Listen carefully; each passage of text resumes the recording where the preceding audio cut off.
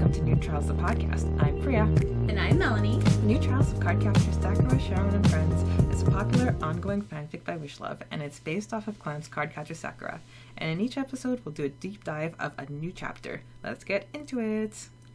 So my question for you is, when was the first time you've ridden a horse, and have you ever been to a horse track? So I've been really lucky that since I've grown up in Kansas, I've pretty much have been around horses pretty much most of my life.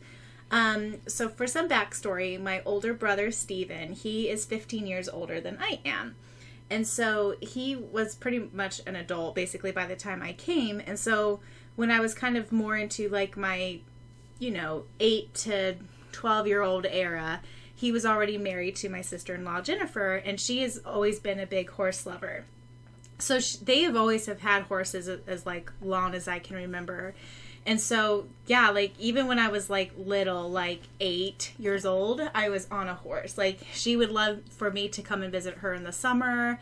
We would ride on her horse Diamond. He was like the best horse. And then not only that, but down the street from where I grew up, one of my little neighborhood friends, Beth, shout out, she also had a horse and like lots of land and stuff. So I would go riding on her horse. And yeah, I've been on many trail rides, and I've trail rided on like the beach before. I've trail rided in Colorado. So yeah, I've been around horses a lot in my life. And a racetrack. I've never been to a racetrack though, ever. Never ever that regard. Okay.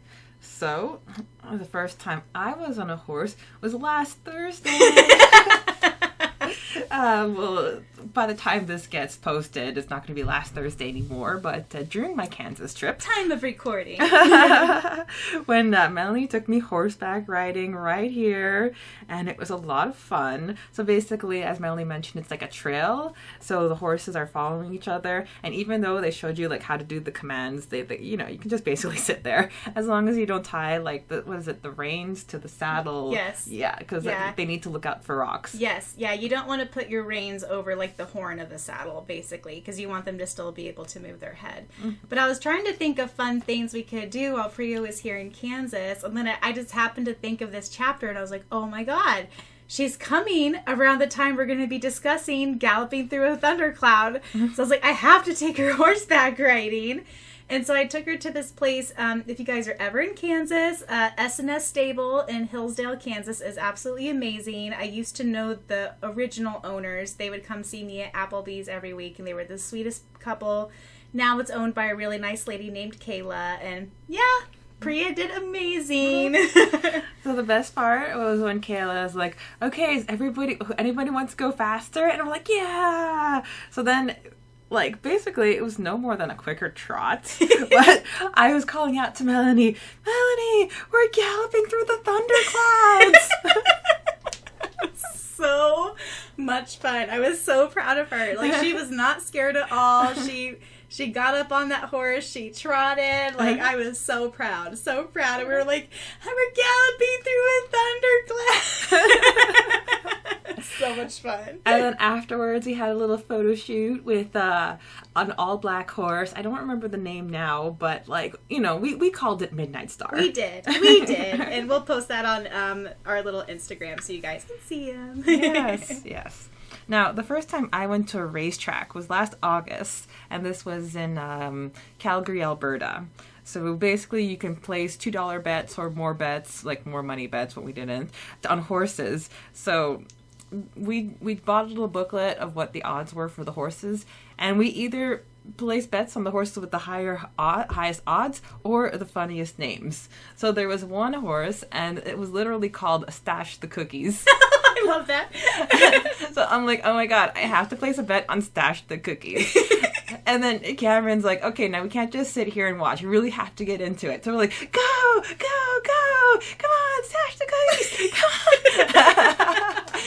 We were silly, and everybody else was like, okay. But we got into it. We had fun. Stash the Cookies. And Stash the Cookies did play, so we got a little bit of money out of that, enough for a Coke. Yeah, free Coca-Cola. Can't go wrong there. Uh-huh. So today we'll be discussing Chapter 27, Galloping Through the Thunderclouds. This chapter was released on March 16th, 2001, the same day as chapters 26, Living Together. The word count is 7,748 words. Everyone is in the 9th grade, and we're now in the month of June. Time for the summary. Tired of constantly being late for school, Sakura bought rollerblades for herself and Syaoran. After studying Black Beauty in class, Syaoran got the idea to take Sakura to a horse stable that belonged to the father of his friend Tamimura Asuma, a student at Seiju University and avid horse racer, so she could ride a horse. Sakura rode Syaoran and Asuma's favorite black stallion, Midnight Star, and all was well until she sensed a force and the horse began to panic. Sakura almost fell until Syaoran rode up to the horse and got on with Sakura to soothe it. Sitting close together, Syaoran almost kissed Sakura, but Midnight Star shifted at the moment and the moment was lost. Before going back, Sakura asked Syaoran what he thought of her and Aaron. He replied that it was similar to how she felt about him and Erika, and if Aaron came too close to her, he would beat him up. Sakura was pleased. Sakura and Syaoran then met Akagi Arima, Asuma's childhood friend and rival, talented actress, and Aki's older sister. After some arguing about Arima's past crush on Toya and Asuma's rejection from the Lee sisters, Arima left, and from what Sakura heard Asuma say about Arima, it was obvious that he loved her. Arima's last race was the next day, and she would be turning to a life as an actor. Asuma recalled the last time Syaoran was in Japan, and he was an 11-year-old boy, and told him that he wanted to protect his rival, aka Sakura. Asuma told him that what he was feeling was love.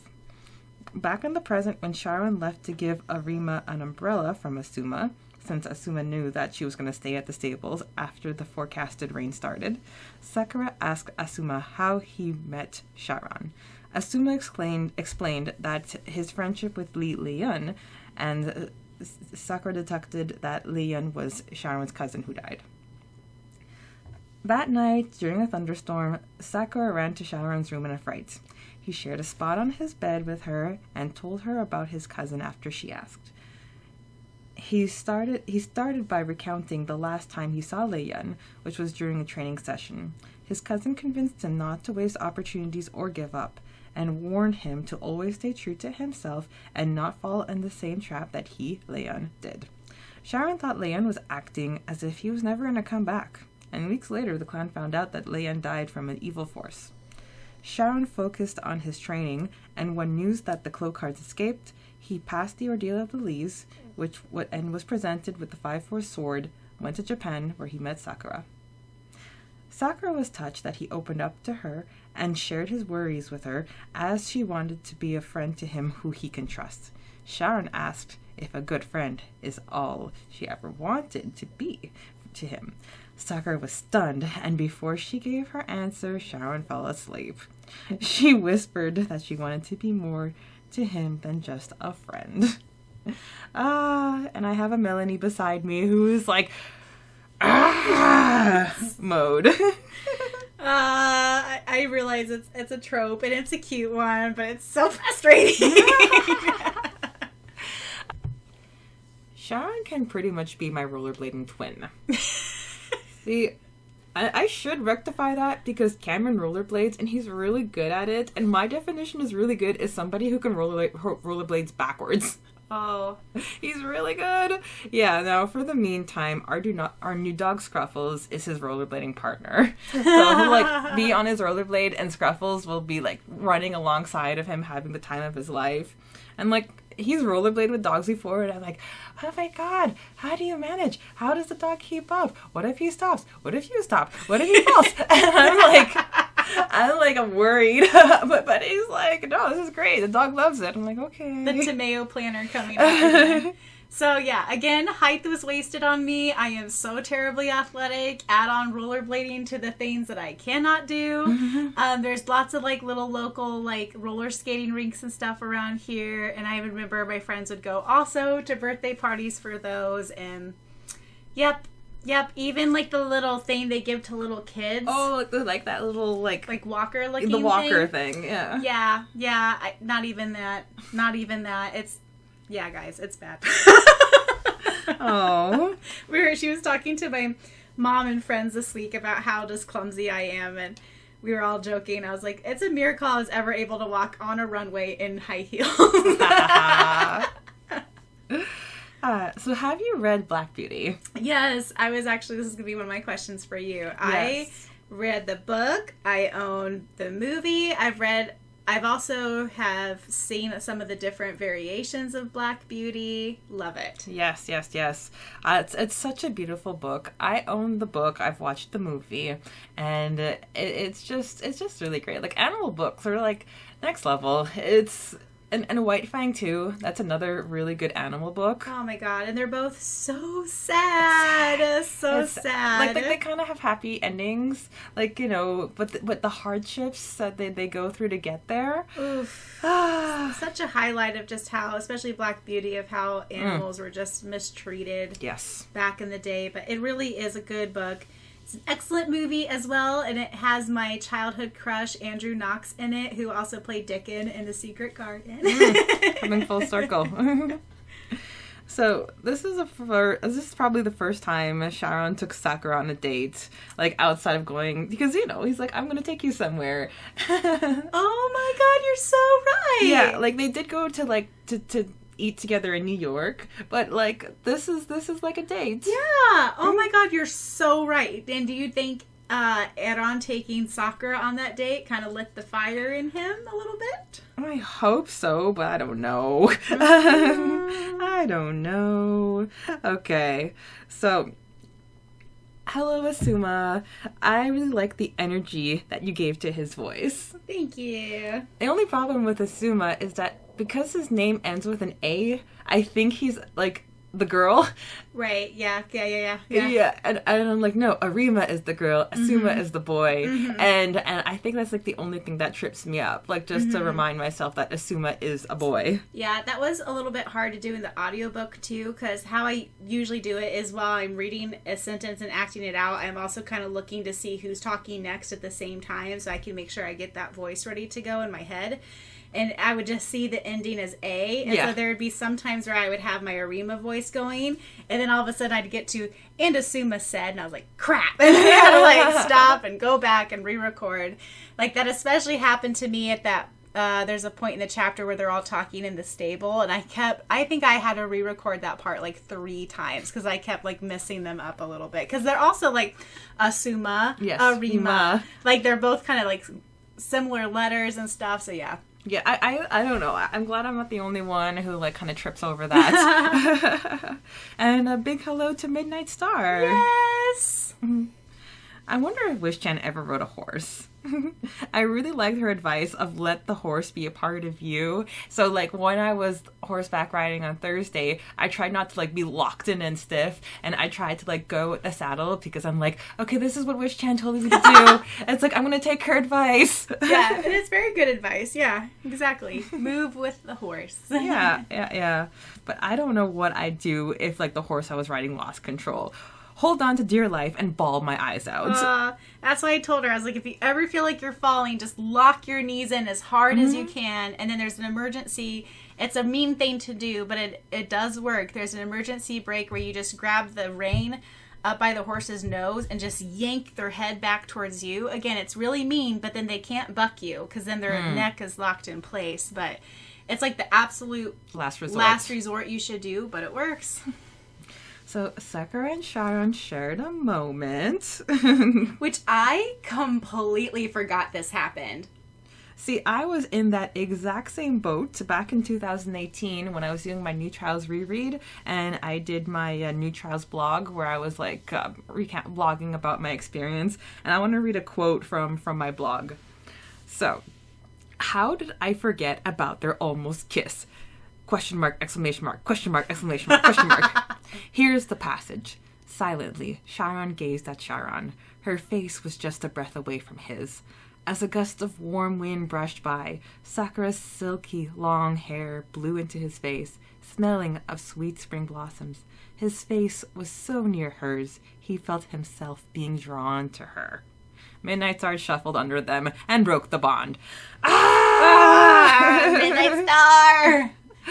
Ah! But this just kind of shows their relationship is kind of progressing and moving in that direction. So by the time we get to the train scene. And this also shows that if there's no fan art of it, then it's like likely to leave my memory. 100%. Me too, apparently, even though I'm not the fan art archivist. But yeah, I remember when I recorded this for the audiobook, I had to stop because I was fangirling. And I was like, how did I forget this? And then I had to put on my actor's hat and go back and do it again. But I was like, because I was reading it and I was like, and then he was drawn into her. And I was like, ah!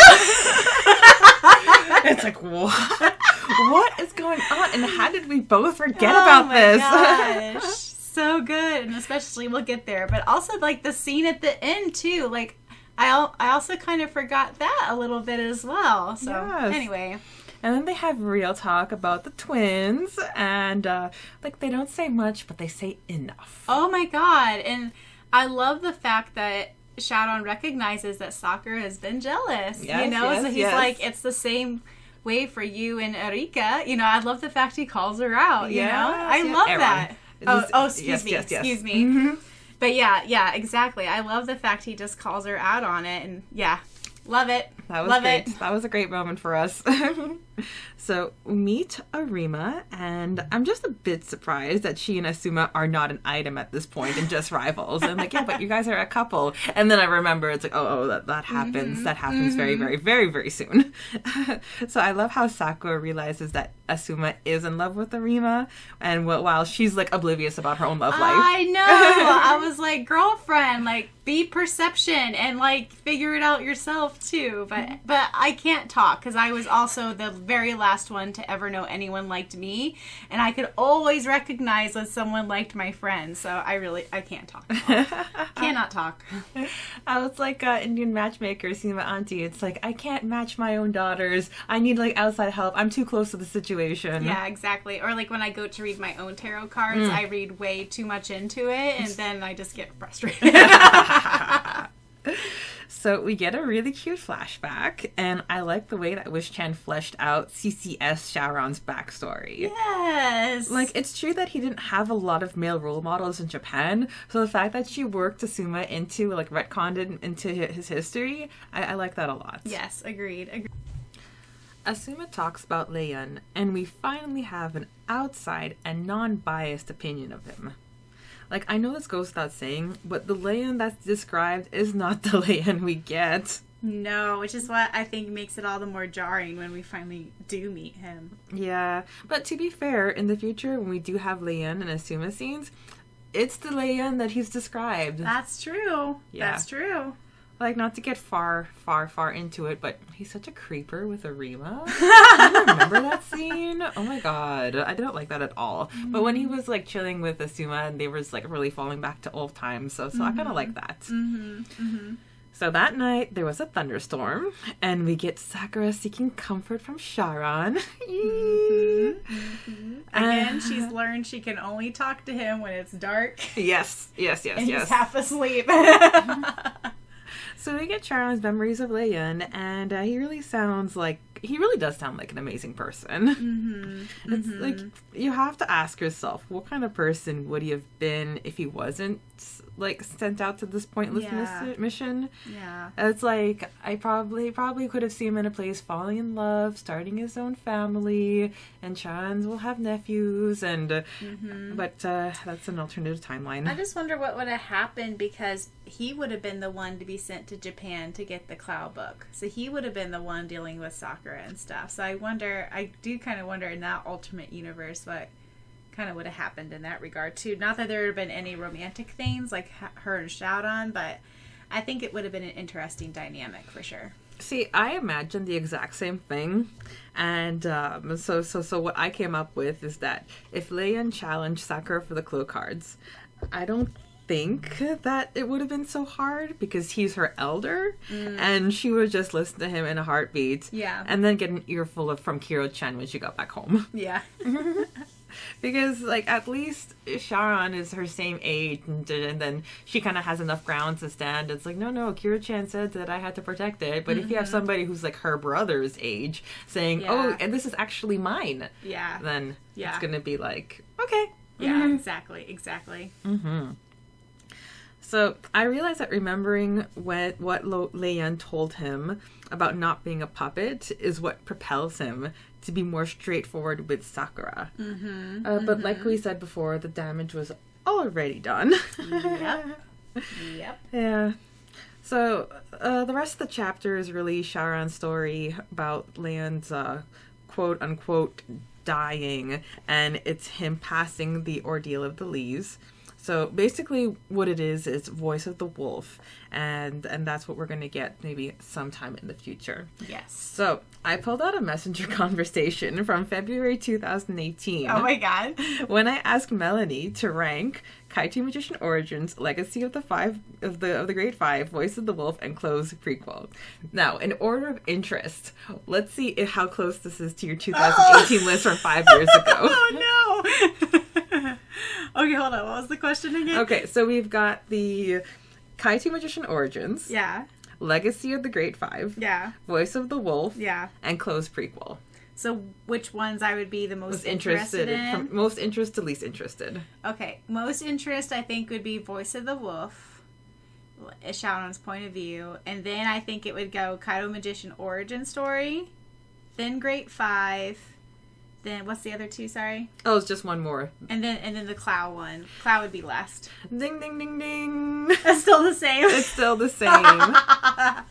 So she's like, "How about you?" And I said, "Kaiju Magician first because we're finally getting into the meat of it all. Then the Great Five because she barely scratched the surface with those 2 chapters, and what really happened between Mayura and Ryuichi. Then it would be Clo because it's so mysterious. And finally, Syaoran's prequel because I'm not as interested in following a 10-year-old. And it can't be as amazing as his trials of becoming the Great Elder.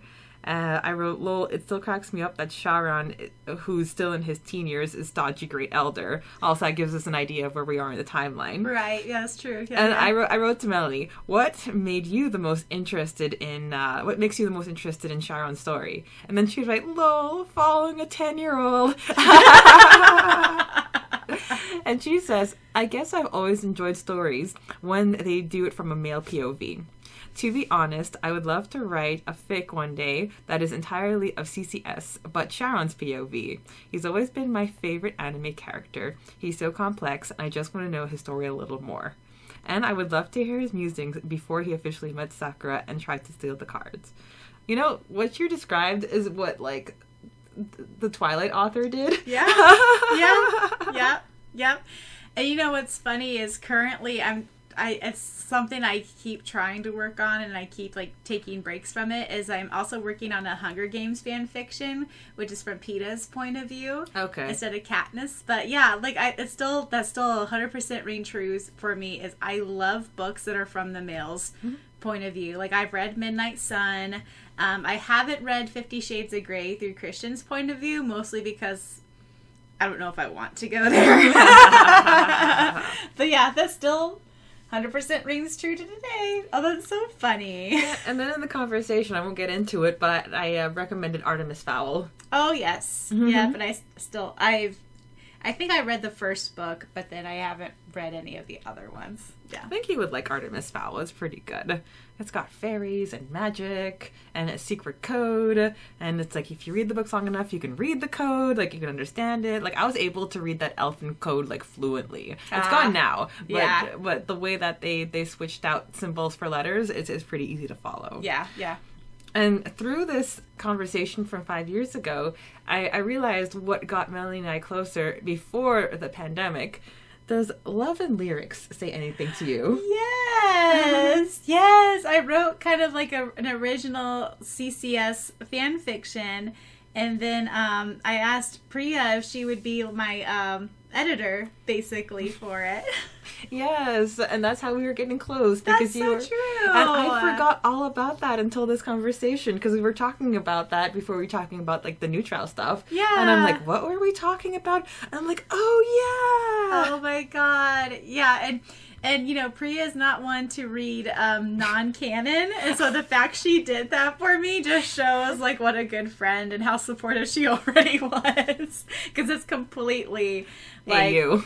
AU, and yep. But, so if anybody's interested, it's Love and Lyrics, and it's by Kitty Angel. All one word. The ending of this chapter is so romantic. And it's the beginning of confessing while sleeping. We're going to get more of this later on. Oh, do we? Since a lot of it is rehashing of what we already know story-wise, is there anything else you want to add? Yeah, so I decided to kind of put kind of a sad song when Syaoran was kind of recanting his memories of Leon. Although I had kind of a hard time figuring out exactly where I should put it, but I ended up kind of being pleased with it. And you know me, I like to put my sad songs during sad scenes, and yeah, I was pretty pleased with that. But yeah, completely forgot that Syaoran finally had the gall to be like, what do you think of me, or do you want to be more than just a friend? And can you imagine that at such a pivotal moment you're talking to your crush and then you just fall asleep? Oh my gosh, there's like this friend scene where like long story short, one character writes another character like a whole letter, but it was like 18 pages front and back, and the funny part is like he's like, I fell asleep, and she's like, you fell asleep, and it's like a quote from the show. But Syaoran. Of course he's gonna fall asleep. And then for Sakura to be like, no, I want to be more than just a friend to you. Oh, so cute. Yeah, she finally gets the courage, say what's on her mind, and it's kind of heartbreaking, but that's our Syaoran and Sakura. Maybe we should write to Tomeo and be like, hey, we have an idea of how to make them confess. Lock them in a dark closet together. Make sure it's thundering outside. Make sure it's dark. And then maybe they'll confess to each other finally. Or maybe Sakura will finally get the courage to do it again. Yeah.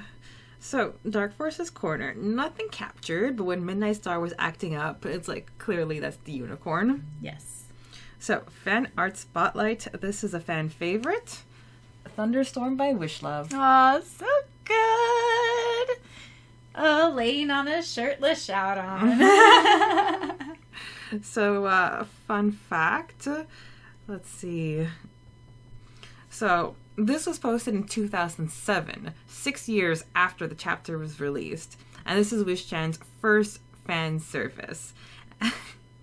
And her author's note is really cute. And there's actually an Easter egg of the scene. Oh. Wish-chan.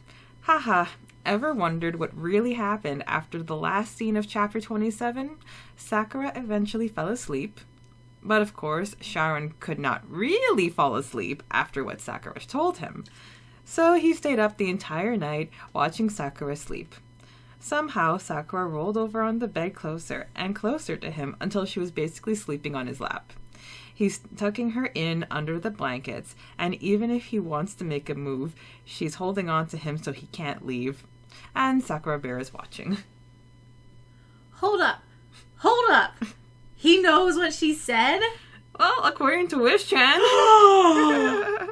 Guys, this is huge. According to Wish-chan, he knew, but he just, like, as we're going to see in the next chapter, he's just going to act, like, all nonchalant, like none of that ever happened. But, yeah, he's not ready to make a move, but he knows what Sakura really feels. You know, this reminds me of that Boy Meets World scene where Cory was sick with what's it called? The Mono. kissing. Yes, Mono. And then he had Topanga tell him what she really felt, and she's like, "Okay, I like you." And then he pretends to fall asleep so he doesn't have to answer. And she's like, "I hate you." My God. Well, also, again, going back to Hunger Games, which I recently just reread, but there was a scene where Katniss is talking to Peeta, and she's kind of falling asleep, and then she's asking him, like, "Won't you stay with me?" or something like that. And then she can't remember what he says to her. But then, like, later on, she kind of has a memory again where it resurfaces. And he says, "I'll stay with you always." Like, oh, that's so cute. Oh, my God. My mind is blown. Yeah, little Stan's just, like, having her fun with us. Oh, my God. I wonder if that'll come back sneakily. Okay, time for the author's note. Okay, so we have Wish-chan. So, some things about Syaoran's past cleared up. I was gonna write a separate fanfic on how Syaoran became the person he was when he first arrived in Japan, called Voice of the Wolf. But I'll have to put it off for now. Oh no, 3 more new chapters. Have a headache yet? Actually, I mentioned about Syaoran's cousin earlier. You may have noticed that sometimes I put last names first, in the Asian fashion, while other times I don't. Just to get things straight, this is the list of new characters last named first. So these are all her, like, original OCs so far. So we have Tamimura Agaki, Agaki Arima, Tanaka Miho, Chain Eran, Chain Arika, Mike Can't, Lee Lien, Lee Ryurin, and Sheen. And then she says, he's just an artist, so this is his fake name. Just one word, Sheen. Kaido Magician's just Kaido Magician. That's not his real name, duh. As you can tell, I didn't finish this chapter yet. Haha. Well, the race is going to be next chapter. Just a little correction moment. Wish-chan wrote Tamura Agaki, but actually it's supposed to be Asuma. Oh, yeah, that's, yeah. Yeah, as I was reading that, I was like, that doesn't sound correct. Yeah. As you were reading that, I'm like, wait a minute, something's wrong. But she means Asuma, and we know it's Asuma. And I love that she straight up says it's a fake name for Sheen. Haha. And none of us ever caught on to the fact. Wow, well, I didn't anyways, but... Well, you know, artist formerly known as Prince. That's true. And then what's his name? P. Diddy just changed his name. He's always changing his name. Times. Yeah, I forgot our Snoop Dogg. He's now our Snoop Lion. Yeah, and Kanye is now Ye. Yay. You know, that's funny because, like, I would see it in writing and I would pronounce it as Yee. And I'm like, why did this guy name himself Yee? But then when I heard it, like, on like, radio, they called it Yee. I'm like, oh, Kanye. But then his clothing line is Yeezy, so... Maybe that's how come I got it. Yeah. Yes, so Shing is our mysterious Shing. One name. A fake name Shing. He's not going to come back anytime soon. No. So, you've been listening to New Trials the podcast, where it must rain for there to be a rainbow. You've been listening to New Trials the podcast. Please be sure to check out the audiobook version of this fan fiction that you can find anywhere that you can find this podcast. Also, please be sure to check out the Facebook fan page for New Trials, where a big part of our discussions happen nowadays, and where you may be highlighted in our Alliance of the Stars section. And please be sure to stick around next week, where we discuss Chapter 28, My Prince Will Come.